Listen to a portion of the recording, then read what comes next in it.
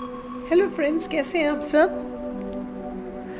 कल शाम मैं अपनी एक फ्रेंड को मिली, दीपा को, और कॉफ़ी पीते पीते अचानक मैंने देखा कि उसकी आंखों में कुछ मुझे उदासी सी नज़र आई। तो पूछने पे पहले तो उसने कहा कुछ नहीं, फिर जोर के रोने लग गई। मैं थोड़ी डर गई कि क्या हो गया, तो पता चला कि उसका मन इसलिए उदास है कि कोई अबाउट 15 दिन से उसकी मदर इन लॉ उसके पास आई हुई है और थोड़ी सी उसकी और उसके हस्बैंड की, जैसे उसके वर्ड्स में, एक आज़ादी में कमी आई है। और वो आज़ादी में कैसी कमी आई है, इन दोनों को बहुत शौक है कि नए नए बाहर के कुजीन्स ट्राई करते हैं, बाहर खाना खाने जाते हैं या घर पे खाना ऑर्डर करके बुला लेते हैं, मंगा लेते हैं। मगर मदर इन लॉ डायबिटिक हैं, तो उनके लिए घर पे खाना बनता है, तो इसलिए ये लोगों को भी घर पे ही खाना पड़ता है। कई बार उनके साथ टाइम स्पेंड करते हैं। तो इसको ऐसा लगा कि हमारी लाइफ बहुत ज़्यादा बोरिंग सी होने लगी है। तो मैंने पूछा कि दीपा कितने दिन तक रहेंगी आंटी, तो उसने बोला 2 महीने के लिए आई हैं। मैंने कहा अच्छा।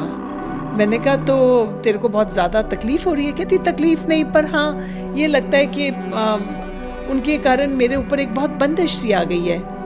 अपने ही घर में थोड़ा सा मुझे संभल के चलना पड़ता है, थोड़ा सा ये लगता है कि उनके खाने का ख्याल करूं, और मुझे ये सब करना बहुत अच्छा नहीं लगता।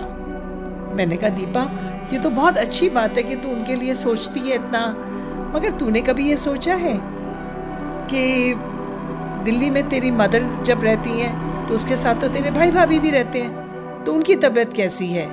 तो कहती मैं समझ गई तू क्या बोल रही है। मैंने कहा हाँ, तेरी मदर को भी तो बीपी की प्रॉब्लम है और तेरी भाई भाभी उनका ख्याल करते ही है ना? कहती हाँ वो करते हैं, वो तो शुरू से ही करते आए हैं ना, उनको आदत पड़ गई है, पर मुझे आदत नहीं है। तो मैंने कहा अब इसको तो कोई रीज़न नहीं है, ये कोई जस्टिफिकेशन तो नहीं हुई ना कि क्योंकि वो हर समय तेरे साथ नहीं रहती तो वो जब आए तब तेरे को अपने ऊपर एक बंदिश लगती है। अगर देखा जाए तेरी भाभी पे तो हमेशा की बंदिश आई हुई है, और तेरी मदर को जबकि बीपी का प्रॉब्लम है, और वो अच्छे खासे दोनों आपस में मिलके रहते हैं। तो तुझे नहीं लगता कि तुझे भी इस बारे में एक पॉजिटिव सोच से सोचना चाहिए? आज के दिन जब तेरी मदर इन लॉ एजेड हैं तो वो अपने बेटे और बहू के पास नहीं आके रहेंगी तो किसके पास रहेंगी? उनकी कोई बेटी तो है नहीं, दूसरा कोई बेटा भी नहीं है। और ऐसे ही अगर हर बच्चा अपने पेरेंट्स की जिम्मेवारी या अपने पेरेंट्स इन लॉ की जिम्मेवारी को एक बोझा समझेगा तो तुझे कैसा लगता है सोसाइटी कैसे चलेगी?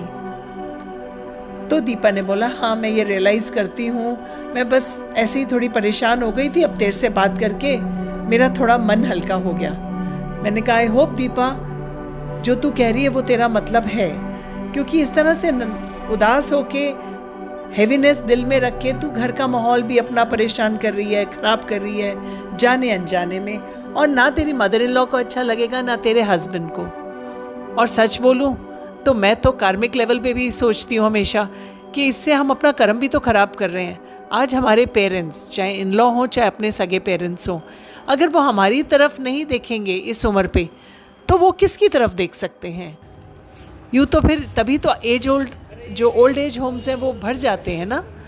तो दीपा ने रियलाइज़ किया अपनी गलती को, और ये मुझे बहुत खुशी है कि आज उसका जब फ़ोन आया तो उसने मुझे बोला कि तूने बहुत अच्छी मेरे को सीख दी, और अब मैं बहुत ख्याल भी रख रही हूँ और मेरे मन में कोई भारीपन भी नहीं हो रहा, बल्कि आज तो मैं और मेरी मदर इन लॉ हम लोग बाहर घूमने भी जा रहे हैं जबकि मेरे हस्बैंड ऑफिस गए हैं। मुझे सुन के बहुत अच्छा लगा। फ्रेंड्स, हम सब के दिलों में कभी ना कभी कोई गंदगी, थोड़ी गलत फहमियाँ आ जाती हैं। वो सबको अगर हम वहीं शुरुआत में ही ख़त्म कर दें तो कितनी सुंदर लाइफ हमारे लिए और हमारे अपनों के लिए हो जाएगी।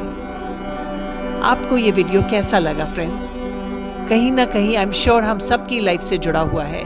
अगर आपको लगता है कि ये वीडियो अच्छा है तो प्लीज़ इसके ऊपर कमेंट ज़रूर करके बताएं, और लाइक, शेयर और सब्सक्राइब करना ना भूलें।